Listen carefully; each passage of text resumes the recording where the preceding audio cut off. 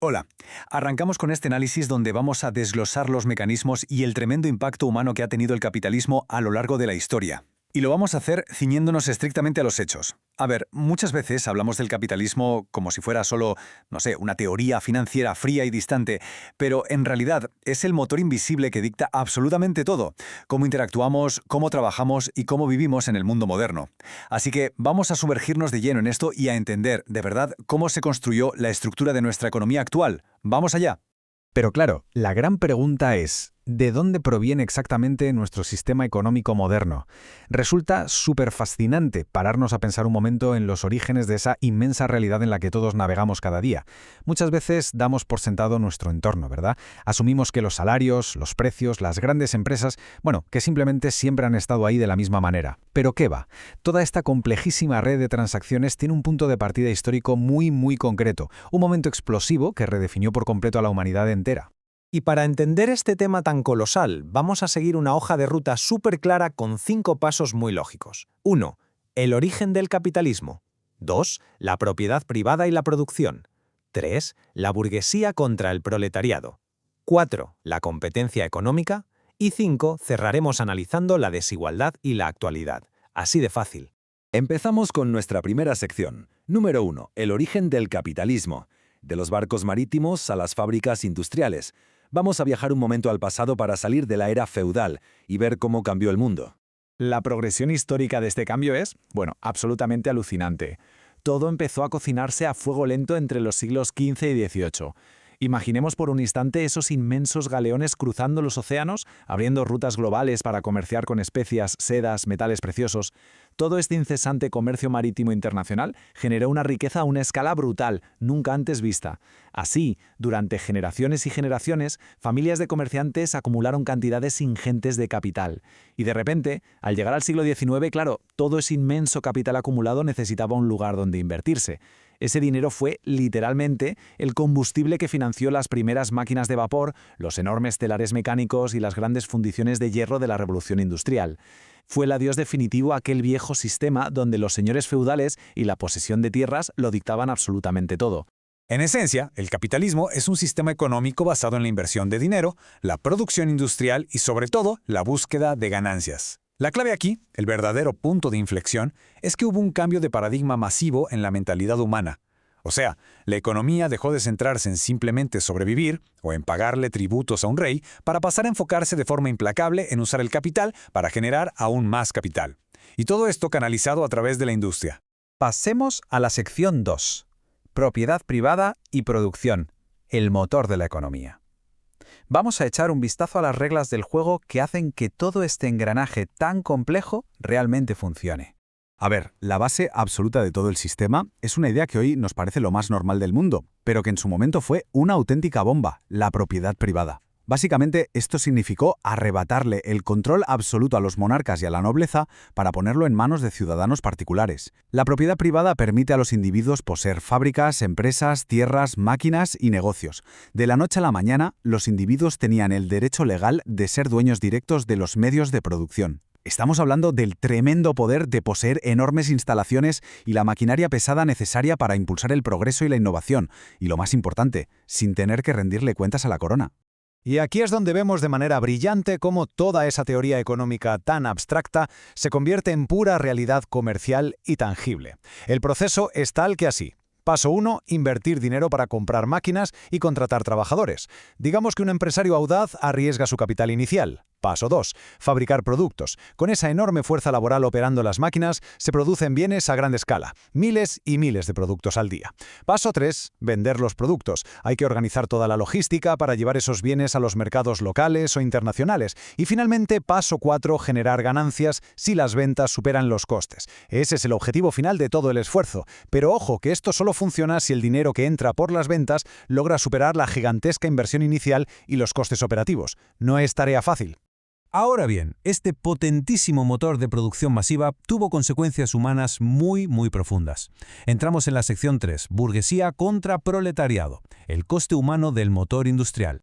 Este nuevo y reluciente mundo industrial fracturó literalmente a la sociedad en dos realidades que no tenían nada que ver la una con la otra. Por un lado tenemos a la burguesía, la clase propietaria que tenía el dinero, una tremenda influencia política y el control total de la producción. Vivían en mansiones, acumulaban el capital y básicamente hacían las leyes. Y frente a esto surge una nueva y masiva clase social, el proletariado, la clase trabajadora que no poseía propiedades de ningún tipo y que lo único que podía hacer era vender su mano de obra por un salario. Hablamos de personas que habían dejado el campo para meterse en las fábricas, soportando jornadas agotadoras de 12 o 14 horas diarias en condiciones súper peligrosas simplemente a cambio de unas monedas para poder comprar un trozo de pan.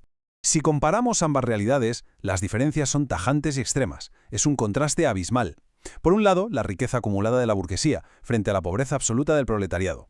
Unos disfrutaban de total comodidad en sus amplios barrios residenciales, y los otros sufrían un hacinamiento brutal, viviendo amontonados en callejones insalubres alrededor de las chimeneas.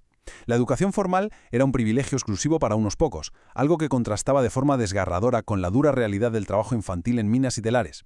Y por supuesto, un monopolio total del poder político frente a una inmensa mayoría de la clase trabajadora que no tenía ni voz, ni voto, ni participación ciudadana. Evidentemente, un sistema que priorizaba maximizar las ganancias a costa de mantener a la inmensa mayoría en unas condiciones tan implacables iba a estallar por algún lado.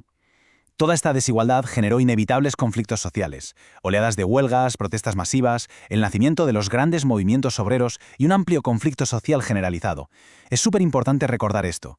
Derechos que hoy nos parecen totalmente intocables, como tener el fin de semana libre, la jornada de 8 horas o la prohibición de que los niños trabajen, nacieron precisamente de estas durísimas luchas históricas. Todo esto nos da pie para abrir la sección 4, la competencia económica, la dialéctica de la innovación y la explotación. Básicamente un arma de doble filo. Porque, y esto hay que reconocerlo con total firmeza, la feroz competencia del capitalismo trajo consigo aspectos increíblemente positivos. Esa lucha a vida o muerte de las empresas por conseguir clientes desató la innovación, avances tecnológicos espectaculares, una mayor producción y la creación constante de nuevos productos. Fue una auténtica locura. En tiempo récord, de repente había trenes de vapor cruzando continentes enteros, barcos gigantescos de acero y una producción textil masiva que abarató la ropa como jamás se había visto en la historia de la humanidad. Las economías crecieron a un ritmo vertiginoso. Sin embargo, ese progreso trepidante tuvo un precio muy oscuro. Para lograr esa eficiencia y ganar la guerra implacable del mercado, existían incentivos, digamos, bastante perversos. Los aspectos negativos de esta competencia incluyeron la explotación laboral, la quiebra de las pequeñas empresas, la aparición de gigantescos monopolios y una profundización brutal de la desigualdad. La enorme presión por vender el producto más barato llevó a exprimir los sueldos al máximo. Y claro, las empresas que lograban acumular más capital aplastaban y llevaban a la quiebra a sus pequeños competidores. Se formaron enormes monopolios industriales que dictaban los precios a su antojo, concentrando la riqueza en cada vez menos manos. En resumen, el terreno de juego no era plano. No todas las empresas tenían las mismas oportunidades. Las más poderosas acumulaban mucha más riqueza. La teoría económica decía que cualquiera podía competir libremente, pero la cruda realidad demostró que el propio diseño del sistema favorecía una inercia imparable. Quien ya tenía muchísimo capital podía invertir más, producir más barato, hundir a los rivales y en consecuencia hacerse aún más inmensamente rico. Era un ciclo cerrado que hacía a los grandes cada vez más fuertes. Y así llegamos a nuestra última sección. Número 5. Desigualdad y actualidad. Conectando la historia con el presente. Vamos a sacar todos estos inmensos conceptos del siglo XIX y a traerlos directamente a nuestro mundo moderno. A nivel histórico, las consecuencias de la desigualdad forzaron una realidad de pobreza y exclusión social que desató la larga lucha por los derechos laborales. Generaciones enteras tuvieron que sacrificar su tiempo, y a veces su vida, en esa durísima batalla para lograr las protecciones laborales que hoy sostienen a la clase media y que, francamente, muchas veces corremos el grave riesgo de dar por sentadas. Pero claro, aunque hoy nuestra ropa es distinta y usamos inteligencia artificial en lugar de telares mecánicos, los problemas modernos son asombrosamente similares. Seguimos hablando de desigualdad económica, oportunidades desiguales, exclusión social y concentración de la riqueza. Hoy, en vez de grandes minas de carbón, tenemos inmensas granjas de servidores o algoritmos globales, pero las dinámicas fundamentales de acumulación de riqueza que vemos hoy en día reflejan unos patrones casi idénticos a los de aquellos viejos magnates industriales. Es realmente sorprendente. Y llegamos así a la idea final de todo este recorrido. El capitalismo impulsó un crecimiento económico y tecnológico masivo, pero también generó profundas desigualdades sociales y conflictos. Esa es la síntesis perfecta y objetiva. Es absolutamente indiscutible que sacó a gran parte de la humanidad de la mera subsistencia, trayendo innovaciones alucinantes que han mejorado la calidad de vida de millones, pero, al mismo tiempo, y de forma casi inseparable, generó y sigue generando una enorme división social. Es un motor potentísimo lleno de luces brillantes y a la vez de sombras muy alargadas. Para terminar, dejemos esta pregunta en el aire a modo de reflexión. ¿Cómo se reflejan estos patrones históricos en la vida cotidiana actual? Cuando miramos a las aplicaciones móviles que usamos a diario o a las gigantescas corporaciones tecnológicas que dominan el mundo actual, ¿vemos las mismas dinámicas de poder operando hoy, igual que hace 200 años? Ha sido un verdadero placer realizar este análisis.